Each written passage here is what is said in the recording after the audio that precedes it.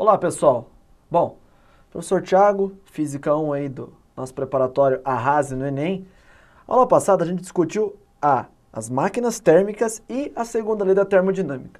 Vamos dar uma retomada para a gente fazer um exercício, para ter aquela empolgação para continuar, tá? Então um exercício para a gente poder continuar a nossa aula, que ainda é a nossa querida segunda lei da termodinâmica. Então olha só, vamos começar trabalhando com o tal do rendimento, que a gente viu que ele é o rendimento. Ele é o trabalho pela quantidade de calor da fonte quente. Então, essa equação ela é bem importante. E essa outra aqui mostrada, rendimento é 1 menos o calor da fria pelo calor da quente. Pois bem, e aí nós chegamos às máquinas térmicas ideais, que elas nunca rendem 100%. Ela nunca rende 100%, porque nenhuma máquina rende 100%. E essa máquina que opera segundo o ciclo de Carnot, ela possui um rendimento que é 1 menos temperatura da fria pela temperatura da quente. Ok?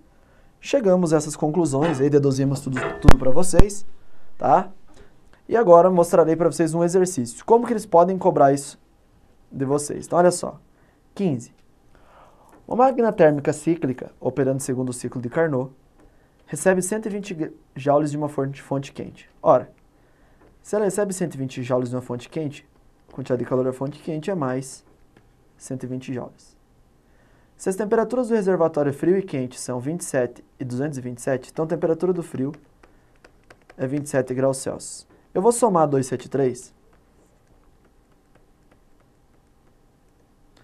e eu vou chegar a 300 Kelvin. Eu tenho que trabalhar com essas temperaturas em Kelvin.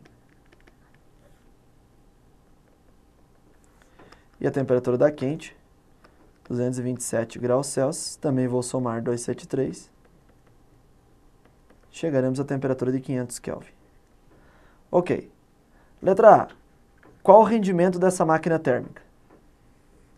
O rendimento da máquina térmica de Carnot é 1 menos TF por TQ. Então usaremos essa expressão aqui, que é igual a 1 menos 300 por 500. 300 por 500 dá 0,4. Que é 3 quintos, dá 0,6. 3 quintos, 0,6. O que vai dar 0,4 é 1 menos 0,6, que é 0,4. Ou, se preferir, 0,4 é 40 dividido por 100, que é 40%. Letra B. Qual o trabalho é realizado por essa máquina? Ora, podemos recorrer a essa equação aqui, ó. Rendimento é trabalho por calor da fonte quente.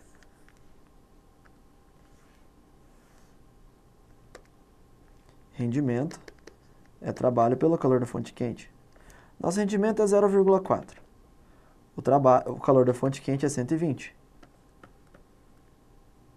Aí nós temos o trabalho. Então, o trabalho vai ser 0,4 vezes 120. Então, vai dar 48 joules. Podem ver que o trabalho é só uma parte do calor da fonte quente, o que é uma tristeza, porque o que queremos é trabalho. C. Quanto de calor essa máquina perde para a fonte fria? Você lembra que o trabalho é o calor da fonte quente menos o trabalho da fonte fria? Isso está aqui, ó.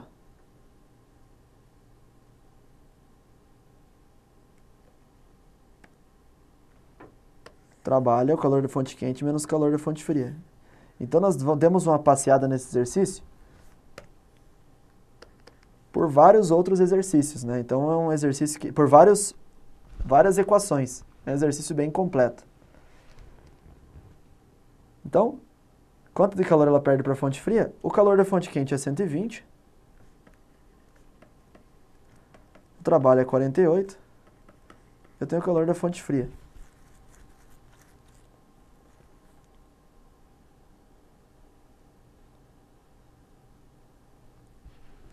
Então, eu vou ter, se eu passar o calor da fonte fria eu vou ter o calor da fonte fria é igual, passar o calor da fonte fria, na verdade eu vou passar o 120 para lá, tô dando bobeira. Passa 120 para lá, vou ter 48 menos 120 é o calor da fonte fria, o calor da fonte fria é 48 menos 120, que é igual menos 72 joules. É o calor que ele perdeu para a fonte fria.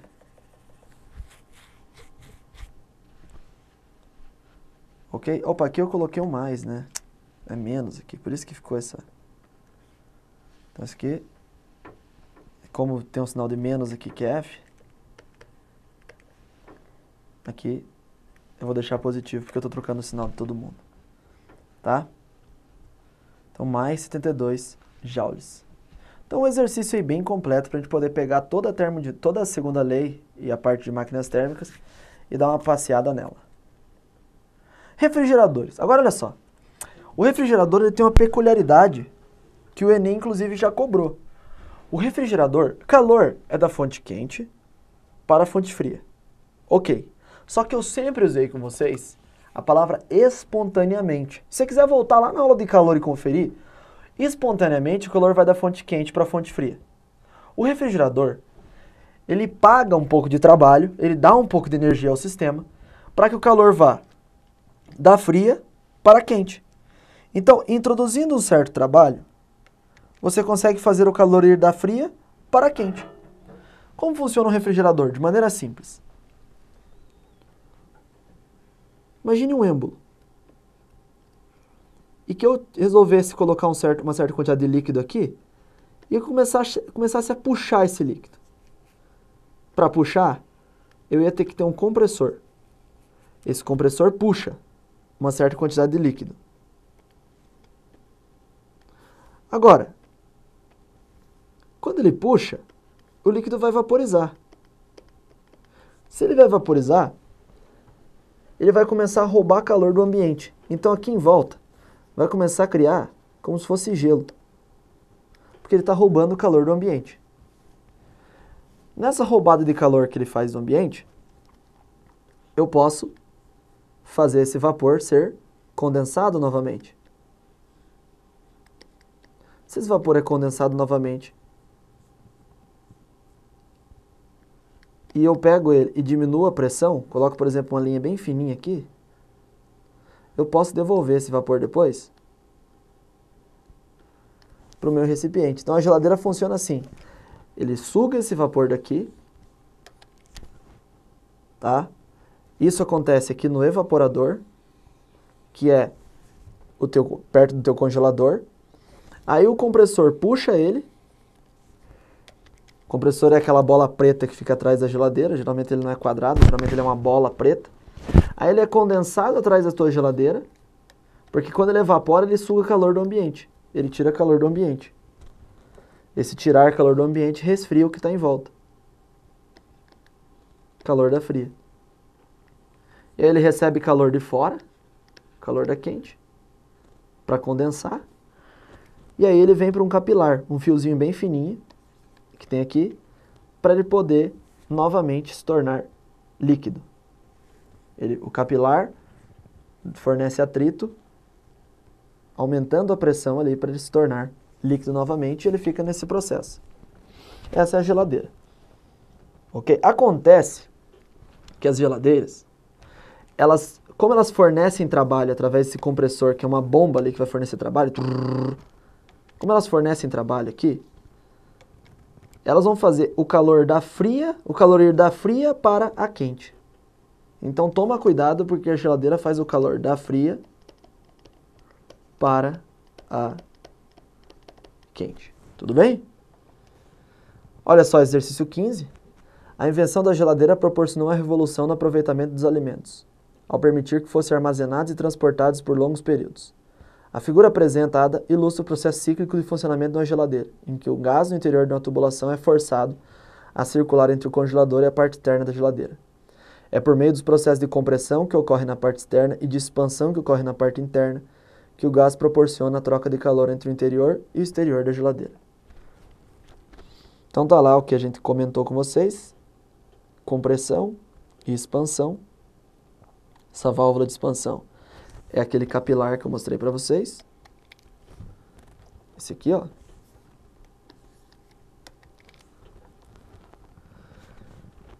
Nos processos de transformação de energia envolvidos no funcionamento da geladeira, vírgula. Letra A. A expansão do gás é um processo que cede a energia necessária ao resfriamento da parte interna da geladeira. A expansão fornece energia, né, pessoal? Não cede energia. Então, o calor flui de forma não espontânea da parte mais fria para a parte quente. Então, a parte mais fria no interior para a parte quente no exterior. Exatamente. A ideia é que o calor flua de forma não espontânea da parte fria para a parte quente. O resto, a quantidade de calor cedido ao meio externo é o calor retirado da geladeira? Não. Não é. Porque tem o trabalho. A eficiência é tanto maior quanto menos isolado termicamente do ambiente for o compartimento interno? Não. A eficiência não depende da parte interna e externa. Tá? 16 aqui. Aumentar a eficiência na queima de combustível dos motores a combustão e reduzir suas emissões de poluentes são a meta de qualquer fabricante de motores. É também o foco de uma pesquisa brasileira que envolve experimentos com plasma, o quarto estado da matéria, que está presente no processo de ignição. A interação da faísca emitida pela vela de ignição com as moléculas de combustível gera o plasma. O fogo é um tipo de plasma, tá, pessoal? Então o Enem às vezes traz coisas novas que provoca a explosão liberada, que por sua vez faz o motor funcionar. No entanto, a busca da eficiência, que nesse caso está sendo tratada como rendimento, apresenta como fator limitante. Gente, o que limita? O tipo de combustível fóssil que utiliza, sendo um insumo não renovável em algum momento. Isso é triste, mas não muda a eficiência. O rendimento, o que muda a eficiência? Olha o que é eficiência. É trabalho pelo calor da fonte quente, eficiência de uma máquina térmica. Ele não está mais falando de geladeira aqui, né? O que muda é B, um dos princípios da termodinâmica, que é o segundo princípio, segundo o qual o rendimento de uma máquina térmica nunca atinge o ideal. Olha lá, o rendimento de uma máquina térmica nunca atinge o ideal. E mesmo se atingisse, não seria 100%. Tá ok? O resto lá, deem uma olhada e deem uma analisada o que é falso, para a gente poder otimizar o nosso tempo. 17 do Enem de novo. O motor só poderá realizar trabalho se receber uma quantidade de energia de outro sistema. No caso, a energia armazenada no combustível é em parte liberada durante a combustão para que o aparelho possa funcionar. Quando o motor funciona, parte da energia convertida ou transformada na combustão não pode ser utilizada para a realização de trabalho. Isso significa dizer que há vazamento de energia em outra forma. Tá. De acordo com o texto, as transformações de energia que ocorrem durante o funcionamento são decorrentes do quê? Liberação de calor dentro do motor ser impossível? Falso. Dá para liberar calor dentro do motor. Realização de trabalho pelo motor ser incontrolável? Falso. Um carro não é algo incontrolável. Conversão integral de calor em trabalho ser impossível. Você não consegue transformar todo o calor da fonte quente em trabalho. É a letra C. De cavalo. Beleza? Vamos trabalhar então com a tal da entropia. Eu quero que vocês saibam que existe a entropia e saber o que ela é. Bom, as máquinas térmicas ideais, elas são reversíveis. A entropia é o que mede a irreversibilidade. O que significa isso?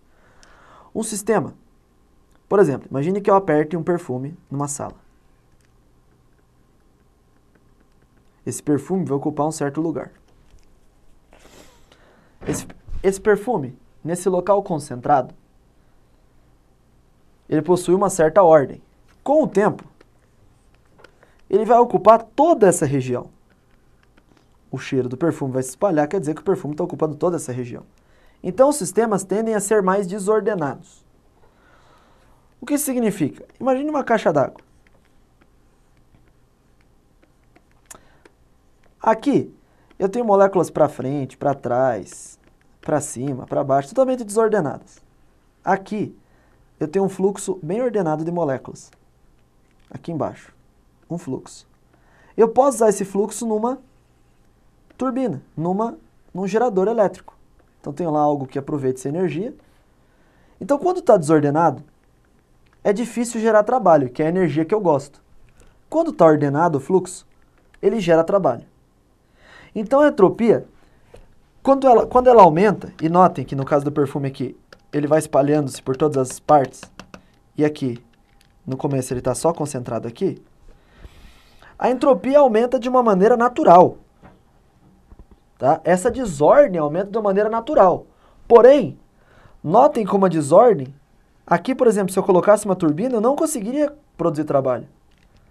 A desordem faz com que eu perca parte do trabalho útil.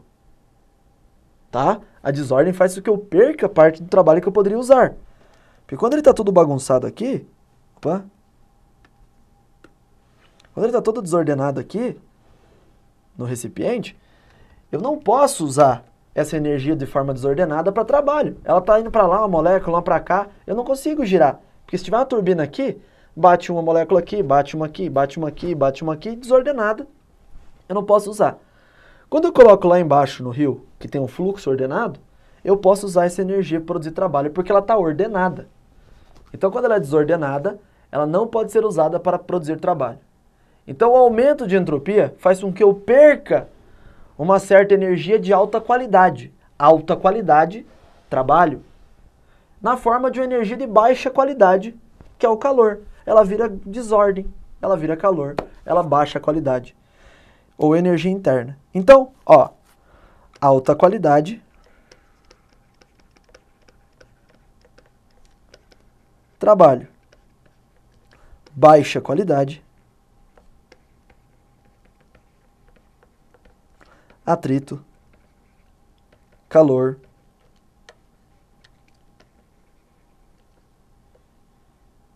ok? Então, a entropia, naturalmente, ela vai aumentando, essa desordem naturalmente vai aumentando, e naturalmente eu vou perdendo o trabalho útil, transformando em um trabalho que a gente chama, na física, de trabalho perdido. Então, eu vou perdendo essa energia boa, essa energia que produz movimentos, na forma do quê? Na forma de calor. Então, a tendência do universo, então, é ficar totalmente desordenado. As moléculas se separarem e ficarem totalmente desordenadas. Quando isso acontecer, eu não tenho mais como realizar trabalho. Ok? Essa é a entropia. É isso que eu gostaria de falar para vocês de entropia, beleza? Mas para ficar claro, ela está ligada à desordem. Quanto maior a desordem, maior a entropia. Professor, mas tem como ordenar? Tem. Para ordenar um sistema, eu preciso pagar através de trabalho. Trabalho pode ordenar o sistema, tá? Mas a tendência é o sistema ficar cada vez desordenado. Beleza? Essa é a entropia. Bom, a gente vai agora começar. A gente já está entrando então nas nossas últimas aulas, né? A nossa aula agora é a antepenúltima, mas a gente já está entrando aqui nas nossas últimas aulas. Nesses próximos 10 minutos, eu vou falar para vocês de ondas eletromagnéticas. E nós vamos seguir, tá, com esse espectro nas nossas próximas aulas. Agora, eu vou começar a trabalhar com vocês com ondas eletromagnéticas. Eu vou citar alguns tipos de ondas eletromagnéticas. Nas próximas aulas, eu volto aqui com o quê? Com passo a passo o que significa cada onda eletromagnética que eu vou citar, tá ok? Então assim, as radiações são provenientes de cargas elétricas que sofrem acelerações. Toda vez que uma carga elétrica é acelerada, eu tenho então uma radiação. Quem vai trabalhar a carga elétrica com vocês? O professor André, tá ok? Cargas elétricas, assim, os elétrons são portadores de cargas elétricas. Nêutrons não possuem cargas elétricas. Prótons possuem cargas elétricas. Íons, dividido entre ânions e cátions. Cátions são cargas elétricas positivas e ânions, cargas elétricas negativas. Então, essas cargas elétricas, quando elas aceleram, tá, como que elas podem acelerar? 3 maneiras. Elas podem oscilar,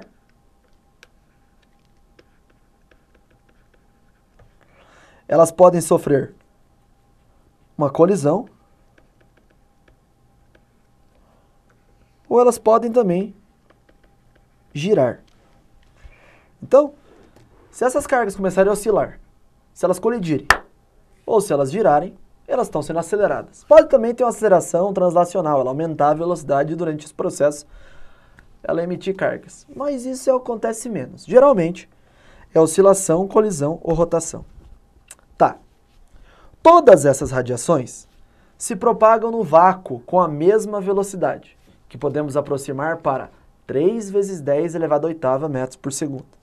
Então, todas elas se propagam no vácuo com a mesma velocidade.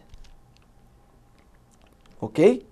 Que é de 3 vezes 10 elevado a oitava metros por segundo. Tá. Vamos falar agora de alguns tipos de radiações. As radiações da rede de energia elétrica são radiações de frequência extremamente baixa. O que acontece é o seguinte.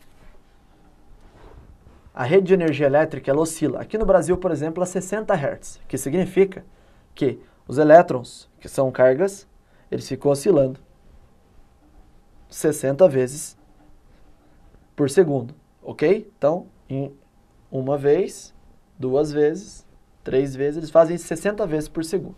As lâmpadas, por exemplo, elas piscam. As lâmpadas fluorescentes, elas ficam piscando. Você não percebe porque elas piscam muito rápido. Então, essa oscilação de cargas vai produzir radiação eletromagnética, ok? Aí, eu vou aumentando a frequência. O que é a frequência? Para quem está muito perdido no que é frequência, eu aconselho dar um pause agora. Dá um pause mesmo, para a aula. Ó, estamos aí em 22 minutos. A aula está quase terminando. A parte de termodinâmica você já viu. Pausa e vai olhar ondas com o professor André. Depois que você tiver visto ondas, toda essa parte, você volta aqui com a gente, tá? Mas, se você falar, professor, eu não quero pausar, eu quero ver o que você está falando, quero tentar entender só com o que você falou. Eu te explico. Ondas oscilam com alta frequência, muitas vezes por segundo, muitos hertz, ou baixa frequência. Poucas vezes por segundo, poucos hertz. Então, elas têm uma velocidade, que no caso das ondas eletromagnéticas no vácuo é de 3 vezes 10 oitava metros por segundo. Isso aqui que eu deixei em amarelo. E elas têm uma frequência que é a oscilação. E elas também têm o chamado comprimento de onda, que é essa distância aqui entre crista e crista. Tá? O André vai explicar isso para vocês, mas eu vou deixar aqui, ó. Velocidade é comprimento de onda vezes a frequência. Como V dividido por F é igual a lambda, eu estou fazendo uma revisão dele ali, as ondas de alta frequência elas têm baixo comprimento de onda. Então veja lá, ó, as ondas que estão com frequência grande, elas vão ter um comprimento de onda curto. Então, se você mesmo assim ficou em dúvida, professor, vá lá e assista a aula do professor André sobre ondas, depois volta aqui. Então eu fiz uma revisão, que é o que precisa saber daqui para frente sobre ondas, tá? O que você precisa saber de ondas comigo, daqui para frente, tá aqui. É essa revisãozinha. Comprimento de onda é essa distância de crista até crista. Frequência é quantas vezes elas vibram a cada segundo. Isso é a frequência em hertz. Beleza? Então vamos continuar. Frequência muito baixa, temos ainda as VLF. A frequência de alguns circuitos eletrônicos ali. Ondas de rádio, que incorporam as ondas de celular, ondas de radar, as ondas de próprio rádio, né? Tem lá rádios famosas aí, FM, são ondas de rádio. Mas atenção, não é a onda sonora que chega até vocês, estou falando da onda eletromagnética, que chega na antena. Beleza? Toma cuidado com isso. Temos as micro-ondas, que também fazem parte dos espectros de rádio. Radiação infravermelha. Por que ela é infravermelha? Porque ela ainda não chegou no vermelho. Ela é inferior ao vermelho. A luz visível, que é a parte que consegue excitar nossos cones e bastonetes, que são as células que ficam na retina do nosso olho, e elas vibram, e nós conseguimos, através dessa vibração dessas células, enxergar as coisas. Essas vibrações vão para o nosso cérebro na forma de impulsos nervosos e enxergamos as coisas. Ok? São as ondas da luz visível. A ultravioleta, porque elas já passaram no violeta. Os raios X, que são raios mais energéticos, vamos ver isso depois. E os raios gama, que são mais energéticos ainda. Que conseguem, esses aqui são ionizantes, esses aqui conseguem chegar até mesmo em núcleos atômicos. Tá? Então, Quais deles são perigosos assim? Os mais perigosos mesmo são esses aqui, ó. Daqui para frente, ó. Os que são ionizantes. Então, essa radiação ultravioleta, raio-x e raio gama são as que causam problemas aí, por exemplo, porque elas podem ionizar. O que significa isso? Elas podem mudar o estado de um átomo. Elas pegam um elétron e elas arrancam. Aquela ligação que o átomo fazia com outro átomo, ela deixa de ser feita. E se isso, por exemplo, for ao nosso corpo, pode ser que você desfaça uma ligação química em alguns pontos da célula, extremamente no seu DNA, em pontos cruciais do seu DNA. E essa ligação química desfeita pode alterar toda a tua cadeia de DNA e causar, por exemplo, câncer, ok? Então isso pode causar câncer. Essas ionizantes também são cancerígenas, por isso elas são perigosas, por isso um certo receio quanto a esse tipo de radiação. Ah, professor, você falou muito rápido. Calma, calma, por quê? Porque a partir da próxima aula eu vou citar uma por uma com vocês. Quer ver? Ó, tá aqui preparado já. Ó. Uma por uma. Onda de rádio, micro-ondas, o que elas fazem. Então eu só comentei, eu só coloquei o doce na sua boca. A partir de agora, nas próximas aulas, eu cito radiação por radiação. Faremos uma aula ali com textos longos, porém, extremamente importante saber isso para a tua prova do Enem, tá ok? Então o nosso foco é a prova do Enem, então eu fui bem direcionado. Tem que saber características de radiação na prova do Enem? Tem. Então eu preparei uma aula sobre isso. Tá ok? Senhores, obrigado pela atenção de vocês. E até a nossa próxima aula, que olha, vai ser a nossa penúltima aulinha, que é só a gente, né? Depois vão ter outros professores aí participando, mas entre nós, a nossa próxima aula é a penúltima aulinha. Beleza? Muito obrigado pela atenção de vocês e até a nossa próxima aula. Tchau, tchau.